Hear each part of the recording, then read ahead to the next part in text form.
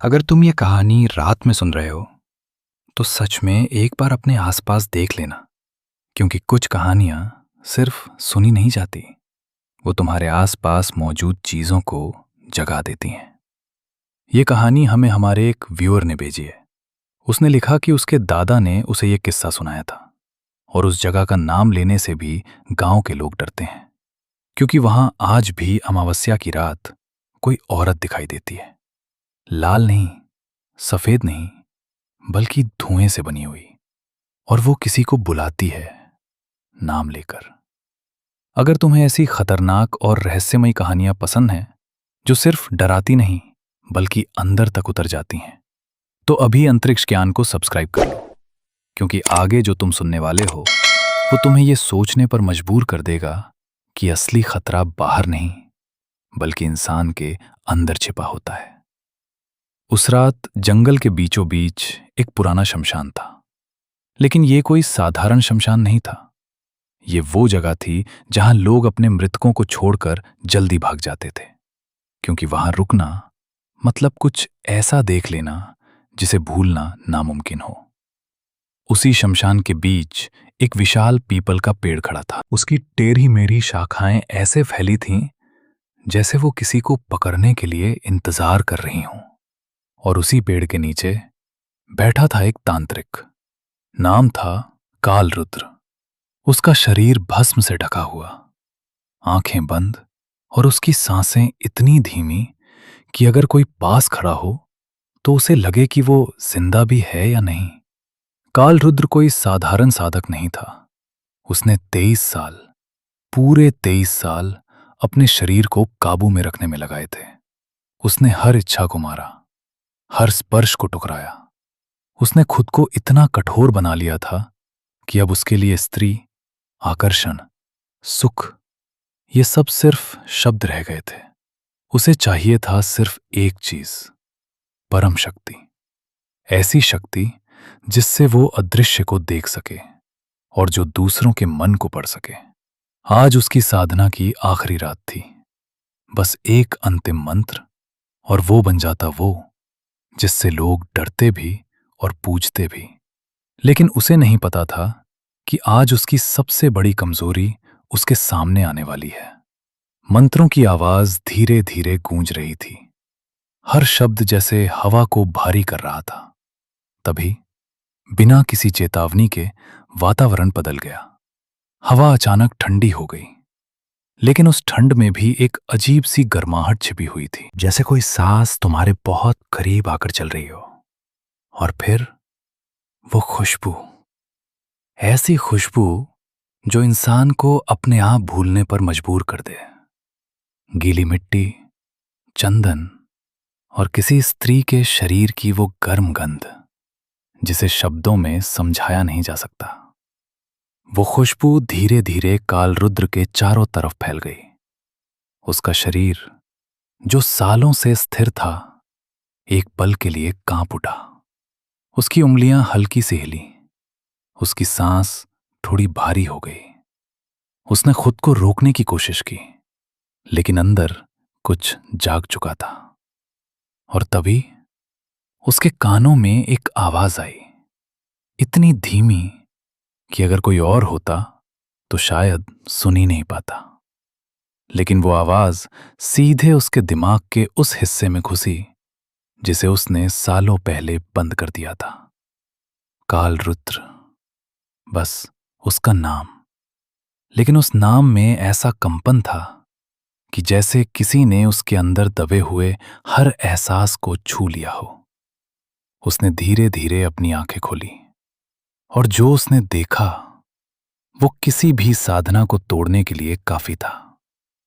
चिता की नीली रोशनी के बीच धुएं से एक आकृति बन रही थी, धीरे धीरे, जैसे कोई सपना आकार ले रहा हो। लंबे काले बाल जो हवा में ऐसे तैर रहे थे जैसे उनका कोई वजन ही ना हो। त्वचा जैसे चांदनी और आग का मिला हुआ रंग, और शरीर ऐसा कि देखने वाला भूल जाए कि वो साधक है या सिर्फ एक इंसान? वो स्त्री नहीं थी, वो आकर्षण का जाल थी, वो इच्छा का रूप थी, वो एक यक्षिणी थी, लेकिन ऐसी जिसे देखकर साधु भी साधना भूल जाए। वो धीरे धीरे उसकी ओर बढ़ी। उसके हर कदम के साथ हवा भारी होती जा रही थी, जैसे हर कदम काल रुद्र के दिल पर पड़ रहा हो। उसकी आंखें इतनी गहरी, इतनी नशीली कि उनमें देखना खुद को खो देना था। काल रुद्र उसे देखता रह गया। उसका मन, जो सालों से शांत था, अब डगमगाने लगा। उसने खुद को रोकने की कोशिश की, लेकिन उसकी आवाज बदल चुकी थी। तुम कौन हो? उसने पूछा, लेकिन उस सवाल में अब ताकत नहीं थी। यक्षिणी मुस्कुराई, और वो मुस्कान एक साथ मासूम भी थी और शिकारी भी, जैसे कोई धीरे धीरे अपने शिकार को अपने पास बुला रहा हो। उसने धीरे से अपनी उंगलियां हवा में घुमाई और फिर उसकी ओर झुकते हुए बोली, मैं वही हूं जिसे तुम इतने सालों से बुला रहे थे। मैं तुम्हारी साधना का फल हूं, तुम्हारी हर तपस्या, हर दर्द, हर त्याग, सब का इनाम। उसकी आवाज इतनी मुलायम थी कि उसे सुनते ही दिमाग काम करना बंद कर दे और दिल उसके शब्दों पर यकीन कर ले। काल रुद्र के अंदर कुछ टूट गया। पहली बार इतने सालों में उसने खुद पर गर्व महसूस किया। उसे लगा उसने कर दिखाया, और यही उसकी सबसे बड़ी गलती थी, क्योंकि जहां साधना में अहंकार आता है, वहीं से पतन शुरू हो जाता है। और उसी पल वो तांत्रिक, जो ब्रह्मांड को जीतने वाला था, एक स्त्री की आंखों में खो चुका था। और उसे खुद भी इसका एहसास नहीं हुआ। वो उसके सामने खड़ी थी, इतनी पास कि उसकी सांसों की गर्माहट अब हवा में नहीं, सीधे कालरुद्र की त्वचा को छू रही थी। और यही वो पल था जहां से सब कुछ बदलना शुरू हुआ, क्योंकि साधना कभी बाहर से नहीं टूटती, वो अंदर से दरकती है, धीरे धीरे, बिना आवाज के। और कालरुद्र के अंदर वही दरार अब फैलने लगी थी। उसकी आंखें उस यक्षिणी पर टिकी हुई थीं, लेकिन ये देखना साधारण नहीं था। ये देखना खिंचाव था, ऐसा खिंचाव जो शरीर से शुरू होकर सीधे आत्मा तक पहुंचता है। उसके चारों तरफ का शमशान, जो अभी तक शांत था, अब जैसे सांस ले रहा था। हवा भारी हो चुकी थी, हर एक कण में एक अजीब सी कंपन थी, जैसे पूरा वातावरण उसे एक मिलन का इंतजार कर रहा हो। यक्षिणी ने एक कदम और आगे बढ़ाया। अब वो उसके सुरक्षा घेरे के बिल्कुल किनारे पर थी, वही घेरा जिसे कालरुद्र ने मंत्रों से बनाया था, ताकि कोई भी शक्ति उसके पास ना आ सके। लेकिन आज वो घेरा खुद कांप रहा था, जैसे उसे भी पता हो कि आज उसकी रक्षा नहीं होगी। यक्षिणी ने धीरे से अपनी उंगलियां उस अदृश्य रेखा के पास ले जाकर रोकी, और फिर एक हल्की सी मुस्कान के साथ, बिना किसी प्रयास के, उस घेरे को पार कर गई, जैसे वो कोई दीवार ही ना हो। और उसी पल कालरुद्र के मन में एक बहुत हल्की सी बेचैनी उठी, एक चेतावनी। लेकिन वो चेतावनी तुरंत ही उस मादक सुगंध में खो गई।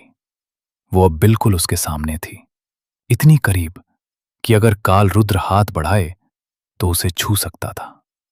और यही वो क्षण था जहां उसकी 23 साल की तपस्या उसकी सबसे बड़ी परीक्षा से गुजर रही थी। यक्षिणी ने धीरे से अपना सिर झुकाया। उसके लंबे काले बाल आगे गिर गए, और उसकी गर्दन की वो हल्की सी झलक, जो चिता की नीली रोशनी में चमक रही थी, किसी भी साधक के मन को विचलित करने के लिए काफी थी। उसकी आंखें उठीं और सीधा कालरुद्र की आंखों में टिक गईं। वो नजर सिर्फ देख नहीं रही थी, वो अंदर घुस रही थी, उसकी परतें खोल रही थी, उसके अंदर दबे हुए हर एहसास को जगा रही थी। इतना दूर क्यों बैठते हो? उसने धीमी आवाज में कहा। उसकी आवाज में कोई जोर नहीं था, लेकिन फिर भी वो आदेश जैसी लगी। तुमने मुझे बुलाया है और अब खुद ही दूर हो। उसके शब्दों में एक अजीब सा खेल था, जैसे वो उसके मन को अपने हिसाब से मोड़ रही हो। कालरुद्र ने खुद को रोकने की कोशिश की। उसने अपनी आंखें बंद करने की कोशिश की, लेकिन वो नहीं कर पाया। उसकी आंखें जैसे बंद चुकी थी उसी यक्षिणी पर। उसकी सांसें अब पहले जैसी स्थिर नहीं थीं, उनमें हल्का कंपन था। यक्षिणी धीरे धीरे झुकी और उसके बिल्कुल पास आ गई, इतनी पास कि उसकी सांसें अब सीधे कालरुद्र के कानों से टकरा रही थीं। तुमने खुद को बहुत रोका है, उसने फुसफुसाते हुए कहा। उसकी आवाज अब और भी गहरी हो गई थी, लेकिन जो दबाया जाता है वो खत्म नहीं होता, वो और मजबूत हो जाता है। उसके शब्द जैसे कालरुद्र के अंदर छिपी हुई उस आग को हवा दे रहे थे, जिसे उसने सालों पहले बुझा दिया था। और फिर वो हुआ। यक्षिणी ने धीरे से अपना हाथ उठाया और उसकी उंगलियां कालरुद्र के गाल के बहुत करीब आकर रुक गईं। बस एक सांस की दूरी, और उसी दूरी में कालरुद्र का पूरा शरीर सिहर उठा। उसकी नसों में एक अजीब सी गर्मी दौड़ गई। उसका दिल, जो वर्षों से शांत था, अब तेज धड़कने लगा। उसने आखिरी बार खुद को रोकने की कोशिश की, लेकिन उसकी इच्छा अब उसकी नहीं रही थी। धीरे धीरे यक्षिणी की उंगलियां उसके गाल को छू गईं। बस एक स्पर्श, लेकिन वो स्पर्श सामान्य नहीं था, जैसे किसी ने उसके पूरे शरीर में बिजली दौड़ा दी हो। उसकी आंखें खुद ब खुद बंद हो गईं। उसकी सांस गहरी हो गई। उसके अंदर दबे हुए हर एहसास, हर इच्छा, हर भूख एक साथ जाग उठी। और उसी पल उसकी साधना पहली बार कमजोर पड़ गई। यक्षिणी मुस्कुराई, क्योंकि उसे पता था अब वो जीत चुकी है। उसने अपनी उंगलियां धीरे धीरे उसके चेहरे पर फेरनी शुरू की। हर स्पर्श कालरुद्र को और गहराई में खींच रहा था। उसका शरीर, जो सालों से पत्थर था, अब प्रतिक्रिया दे रहा था। उसकी त्वचा उस स्पर्श को रोक नहीं पा रही थी। उसकी सांसें अब भारी हो चुकी थीं। अब भी खुद को रोकोगे? उसने धीमी आवाज में पूछा। लेकिन यह सवाल नहीं था, यह जाल था, और कालरुद्र अब उसमें फंस चुका था। उसने धीरे धीरे अपना हाथ उठाया और यक्षिणी की कलाई को पकड़ लिया। उसकी त्वचा इतनी मुलायम, इतनी गर्म, कि जैसे उसे छोड़ना असंभव हो। और जैसे ही उसने उसे छुआ, उसके शरीर में एक अजीब सा आनंद फैल गया, जैसे उसकी नसों में कोई नशा दौड़ रहा हो। लेकिन उसी स्पर्श के साथ कुछ और भी शुरू हो चुका था, जो उसे महसूस नहीं हुआ। उसकी प्राण ऊर्जा धीरे धीरे खींची जा रही थी। यक्षिणी अब और करीब आ गई। उसका शरीर अब लगभग उसके ऊपर झुका हुआ था। उसके बाल कालरुद्र के चेहरे को ढकने लगे। चारों तरफ अंधेरा और उसकी सुगंध, बस वही रह गया। भोग से डरते क्यों हो? उसने फुसफुसाते हुए कहा।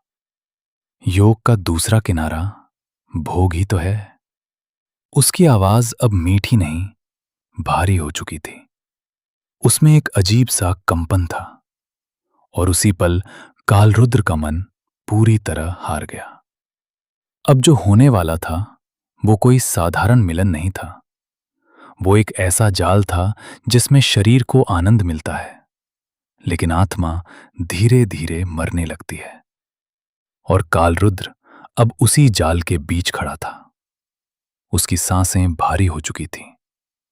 उसका मन अब शांत नहीं, बल्कि बेकाबू था। उसकी आंखों में अब वैराग्य नहीं, एक अजीब सी चमक थी, जो किसी साधक की नहीं, बल्कि किसी ऐसे इंसान की होती है जिसने खुद को खोना शुरू कर दिया हो। यक्षिणी अब पूरी तरह उसके ऊपर झुकी हुई थी। उसका चेहरा इतना करीब कि उनकी सांसें आपस में घुल चुकी थीं। उसकी आंखें अब और गहरी और खतरनाक हो गई थीं, जैसे उनमें कोई अंधेरा घूम रहा हो, और उस अंधेरे में काल रुद्र खुद को खींचता हुआ महसूस कर रहा था। उसका शरीर अब खुद पर नियंत्रण में नहीं था। उसकी उंगलियां अनजाने में यक्षिणी के शरीर को महसूस करने लगीं, और हर स्पर्श के साथ उसके अंदर एक तेज सिहरन उठती, जो उसके पूरे अस्तित्व को हिला देती। शमशान अब शांत नहीं था। हवा में हल्की हल्की सरसराहट थी, जैसे कोई देख रहा हो, जैसे कोई इंतजार कर रहा हो। चिता की लपटें कभी तेज, कभी धीमी हो रही थीं, और उस टिमटिमाती रोशनी में यक्षिणी का शरीर कभी स्पष्ट दिखता, कभी धुंधला हो जाता, जैसे वो इस दुनिया की हो ही ना। अब खुद को मत रोको। उसकी आवाज अब और भी गहरी हो गई थी। उसमें एक अजीब सा भार था, जैसे हर शब्द के पीछे कोई शक्ति हो। तुमने बहुत सहा है, बहुत रोका है, अब खुद को मुझे दे दो। उसके शब्द अब सिर्फ सुनाई नहीं दे रहे थे, वो काल रुद्र के अंदर उतर रहे थे। उसके दिमाग में, उसके खून में, उसके हर हिस्से में। काल रुद्र अब पूरी तरह बह चुका था। उसने अपनी आखिरी चेतना को भी छोड़ दिया, और उसी पल उसने यक्षिणी को अपने और करीब खींच लिया, और फिर वो मिलन शुरू हुआ। लेकिन ये मिलन वैसा नहीं था जैसा काल रुद्र समझ रहा था। हर स्पर्श जो उसे आनंद दे रहा था, असल में उसकी शक्ति को खींच रहा था।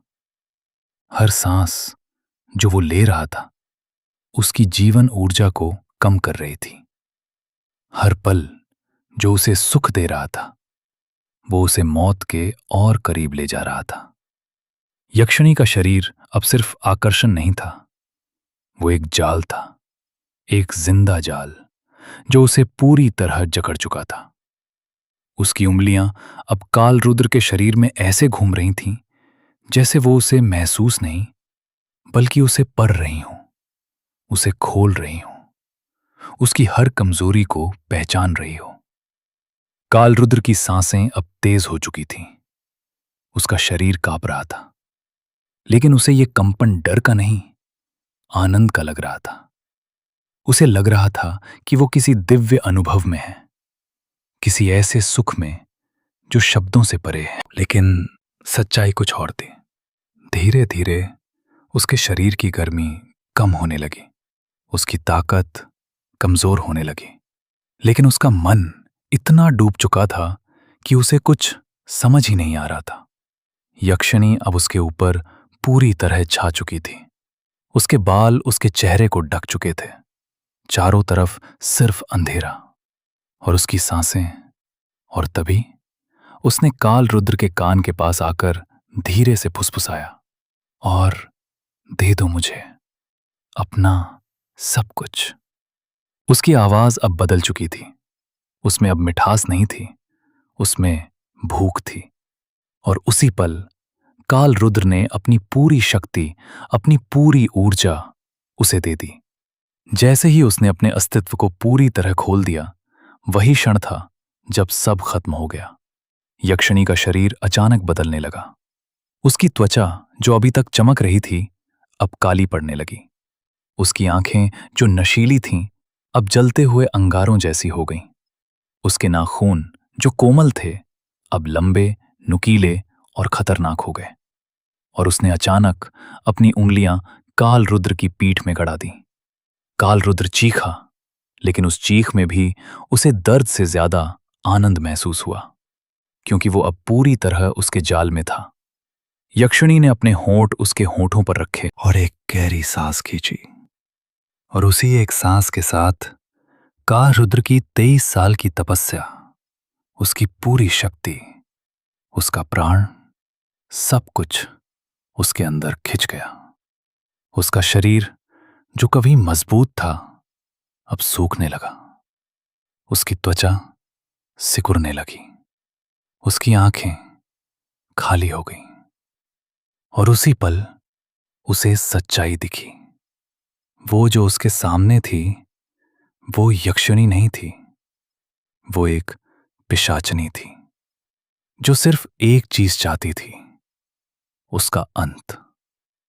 उस एक क्षण के बाद जब काल रुद्र की सांसें भारी होकर धीमी पड़ने लगीं, जब उसका शरीर जो अभी कुछ पल पहले तक गर्म और जीवित था अचानक भीतर से ठंडा महसूस होने लगा, तब उसे पहली बार कुछ अजीब सा एहसास हुआ। लेकिन वो एहसास इतना देर से आया कि अब उसे रोकना नामुमकिन था। उसके शरीर की ताकत जैसे किसी ने अंदर से खींच ली हो। उसकी नसों में दौड़ती हुई ऊर्जा अब खाली हो चुकी थी।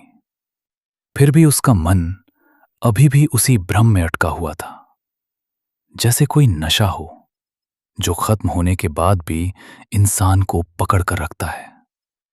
उसके हाथ अब कमजोर हो चुके थे, लेकिन फिर भी वो उस स्त्री के शरीर को थामे हुए था, जैसे छोड़ देने पर वो गिर जाएगा या फिर कुछ और छूट जाएगा। लेकिन तभी धीरे धीरे वो गर्माहट जो उसे अभी तक सुख दे रही थी बदलने लगी। उसके शरीर पर जो स्पर्श था वो अब वैसा नहीं रहा। उसमें अब कोमलता नहीं थी, उसमें एक अजीब सी कठोरता आ गई थी, जैसे किसी ने रेशम को लोहे में बदल दिया हो। कालरुद्र की आंखें धीरे धीरे खुली। उसकी नजर सामने गई और उसी पल उसके भीतर एक ठंडी लहर दौड़ गई, क्योंकि जो चेहरा अभी तक उसे मोहित कर रहा था वही चेहरा अब बदल रहा था।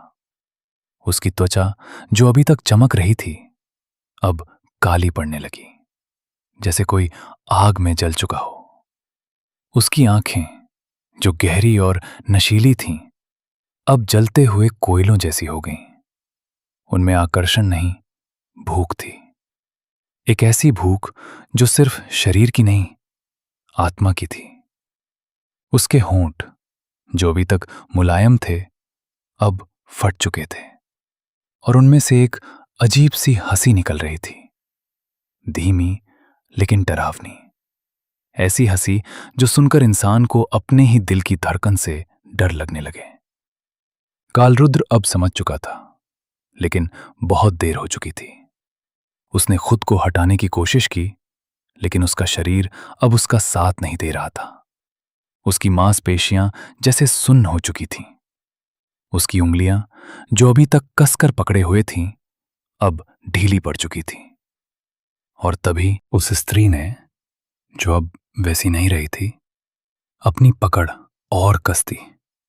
उसके नाखून जो अब नुकीले और सख्त हो चुके थे कालरुद्र की पीठ में धंस गए, धीरे धीरे, बिना किसी जल्दबाजी के, जैसे वो इस दर्द को महसूस करना चाहती हो। कालरुद्र के मुंह से एक धीमी सी कराह निकली, लेकिन वो कराह भी पूरी नहीं हो पाई, क्योंकि उसके गले में जैसे आवाज अटक गई थी। वो बोलना चाहता था, मंत्र याद करने की कोशिश कर रहा था, लेकिन उसके दिमाग में अब कोई शब्द नहीं बचा था। सब कुछ खाली हो चुका था, जैसे किसी ने उसके अंदर की हर चीज को चूस लिया हो।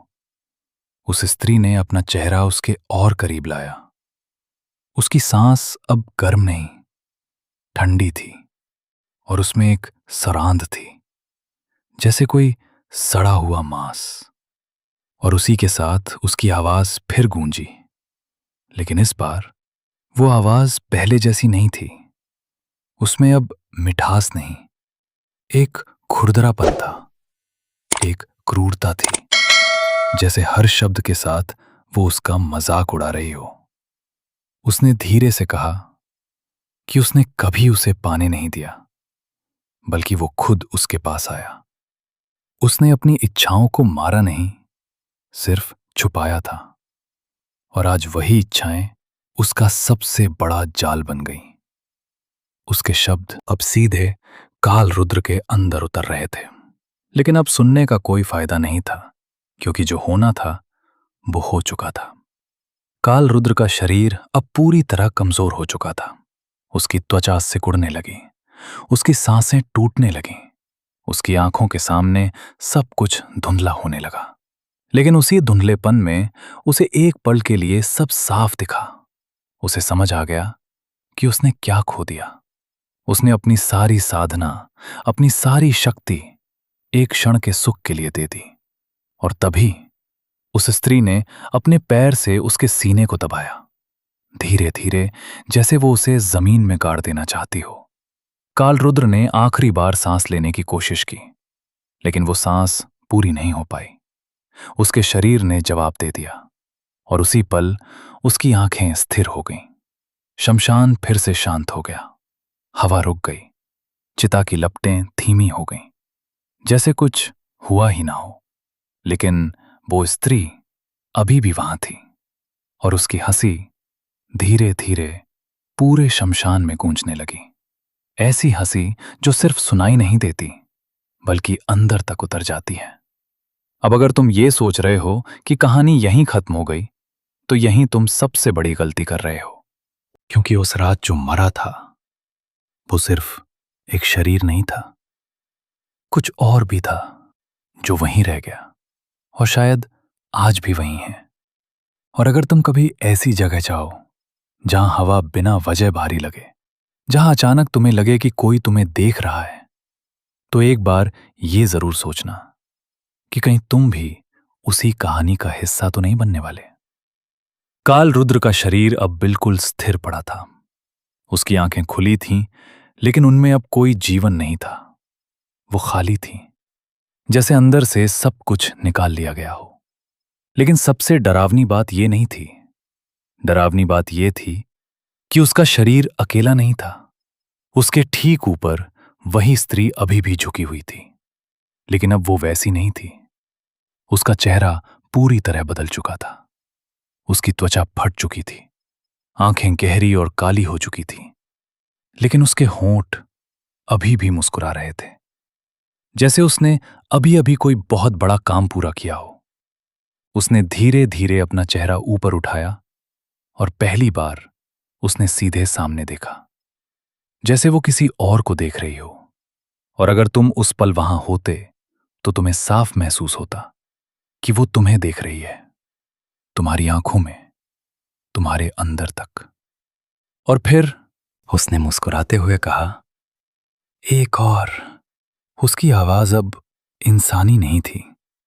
उसमें एक अजीब सा खिंचाव था, जैसे वो आवाज कानों से नहीं, दिमाग के अंदर गूंज रही हो।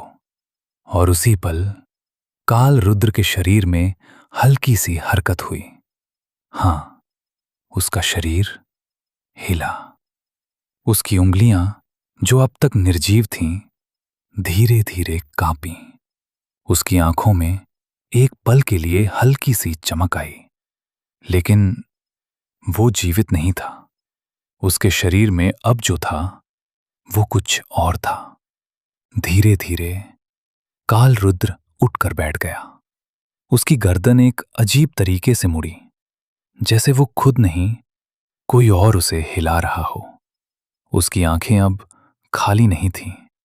उनमें एक अजीब सी गहराई थी, लेकिन वो उसकी नहीं थी। और फिर वो सीधे सामने देखने लगा, जैसे वो तुम्हें देख रहा हो।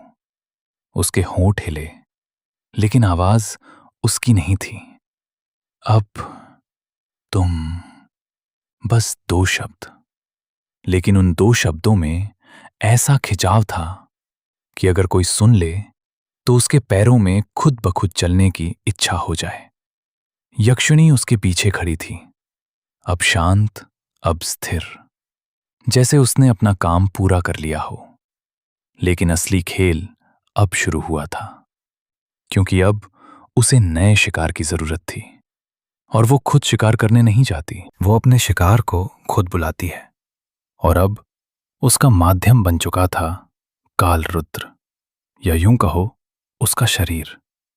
कहते हैं उस शमशान के पास आज भी कभी कभी रात में कोई दिखाई देता है, एक आदमी भस्म से लिपटा हुआ, और उसके पीछे एक धुएं जैसी स्त्री, जो कभी साफ दिखती है, कभी गायब हो जाती है। लेकिन जो भी उसे देखता है, उसे एक अजीब सी खिंचाव महसूस होती है, जैसे कोई उसे बुला रहा हो, धीरे धीरे नाम लेकर। और सबसे खतरनाक बात, वो आवाज हर इंसान को अलग अलग नाम से बुलाती है। मतलब वो तुम्हारा नाम जानती है। और जो लोग उस आवाज के पीछे गए वो कभी वापस नहीं आए। लेकिन कभी कभी रात के सन्नाटे में शमशान के अंदर दो परछाइयां दिखाई देती हैं।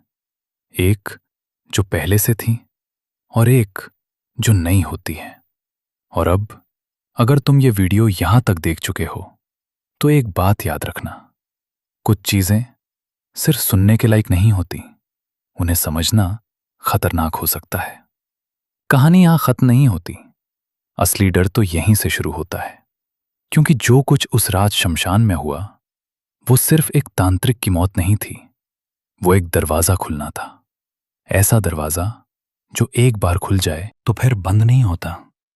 उस रात के बाद उस जगह के आसपास अजीब घटनाएं शुरू होने लगीं। पहले लोगों ने सोचा ये डर का वहम है, लेकिन धीरे धीरे वो वहम हकीकत बन गया। गांव के कुछ लोगों ने बताया कि रात के समय जब सब कुछ शांत होता है तब अचानक हवा में वही मादक खुशबू फैल जाती है, वही जो किसी को भी अपनी तरफ खींच ले। और उसके साथ एक बहुत धीमी आवाज जो नाम लेकर बुलाती है। कोई चिल्लाहट नहीं, कोई जोर नहीं, बस धीरे धीरे, जैसे कोई बहुत पास खड़ा हो और तुम्हारे कान के ठीक पास फुसफुसा रहा हो। शुरुआत में लोगों ने उस आवाज को अनदेखा किया, लेकिन जो एक बार उस खुशबू को महसूस कर लेता वो उसे भूल नहीं पाता। उसके दिमाग में वो आवाज बार बार गूंजती रहती, दिन में भी रात में भी, जैसे कोई उसके अंदर ही बस गया हो।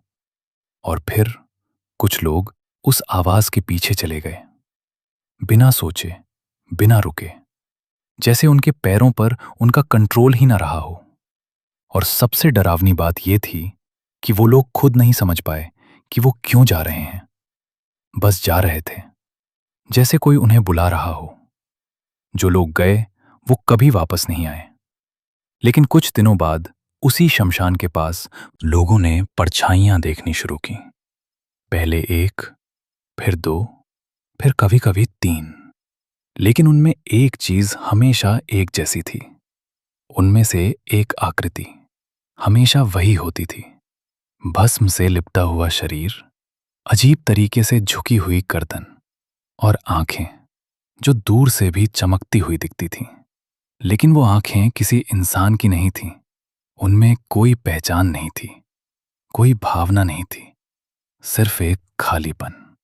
और उसके पीछे हमेशा एक धुंधली स्त्री जो कभी साफ दिखती, कभी गायब हो जाती। लेकिन कहानी यहीं खत्म नहीं होती, क्योंकि असली खेल अभी भी जारी है। कहा जाता है कि वो स्त्री अब खुद शिकार नहीं करती, वो इंतजार करती है। और उसके लिए उसे किसी को बुलाना होता है। और बुलाने का तरीका वही है जो उसने उस तांत्रिक के साथ किया था। पहले खुशबू, फिर आवाज, फिर खिंचाव और फिर अंत। कुछ लोगों ने दावा किया कि उन्होंने उस आवाज को अपने नाम से बुलाते हुए सुना, ऐसे नाम से जो उन्होंने किसी को कभी बताया ही नहीं था। और यही बात सबसे ज्यादा डरावनी थी, क्योंकि इसका मतलब था कि वो सिर्फ बाहर नहीं है, वो अंदर तक देख सकती है। और अब अगर तुम ध्यान से सोचो तो एक सवाल खुद ब खुद उठता है। अगर वो हर इंसान को उसके नाम से बुलाती है तो क्या उसने तुम्हारा नाम भी कभी लिया होगा?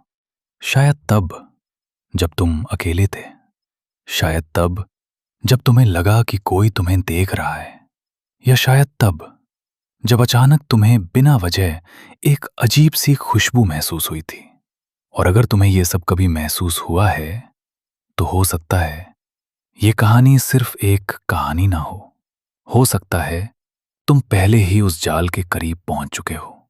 और सबसे खतरनाक बात यह है कि इस कहानी को सुनने के बाद तुम उसे भूल नहीं पाओगे, क्योंकि कुछ कहानियां खत्म नहीं होती, वो दिमाग में बस जाती हैं और धीरे धीरे इंसान को अपने पास खींचने लगती हैं। बिल्कुल उसी तरह जैसे उस रात उस तांत्रिक को खींचा गया था। इसलिए अगली बार अगर रात में अचानक तुम्हें कोई खुशबू महसूस हो या कोई आवाज तुम्हें धीरे से बुलाए, तो एक बार जरूर सोचना कि क्या वो सिर्फ हवा है या फिर कोई अब भी किसी नए शिकार का इंतजार कर रहा है।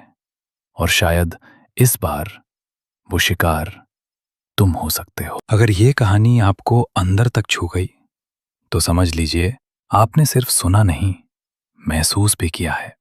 ऐसी ही और खतरनाक रहस्यमयी कहानियों के लिए अभी अंतरिक्ष ज्ञान को सब्सक्राइब कर लीजिए, क्योंकि अगली कहानी शायद और भी ज्यादा करीब हो।